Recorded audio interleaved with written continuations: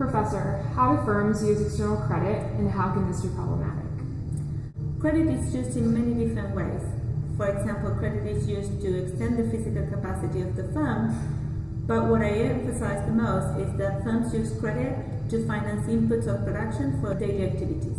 And why I emphasize it the most is because the stock of capital that the firm has is something that in the very short term is not moving that much, because it's something that the firm built over the years and is there.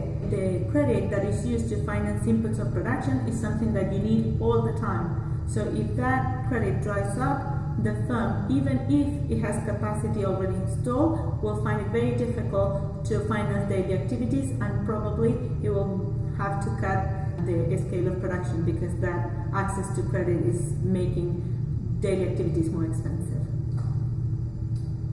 Why did you choose Peru as the main country in your analysis, and in what ways was Peru affected by the international crisis?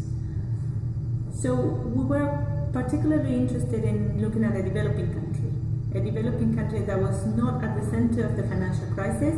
It was not directly investing in the subprime mortgage market, but at the same time, developing countries were very affected by the crisis without having a direct connection to it.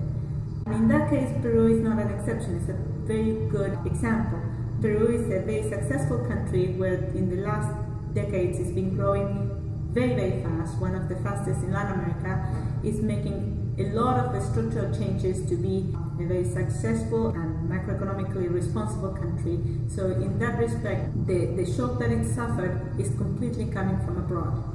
And we wanted to analyze in particular how is it that banks, being global players in this financial market, were transmitting this international shock to Peruvian firms.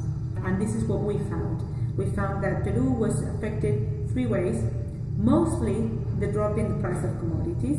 Secondly, the general reduction in demand for Peruvian products, but also because this reversal of capital flows coming from the flight to quality generated by the crisis was through the banks affecting the firms. How can credit affect the outcome of the firm, and how are big and small firms affected differently? So as I was mentioning, when access to credit by the firms is more scarce and more expensive, the firms have a tougher time in financing their daily activities, in paying in advance for inputs that they need for production. So when that happens, they find it difficult to produce in the same scale and with the same efficiency as before. We think that in that respect, small and large firms are similar. They both use credit lines to produce. What is different about small and large firms is that the size of the shock that they face is different. Banks tend to prioritize larger firms when they have scarce resources, so they cut the credit lines to small firms the most. So small firms are more affected, not because they need it more, but because the shocks they face, they are larger.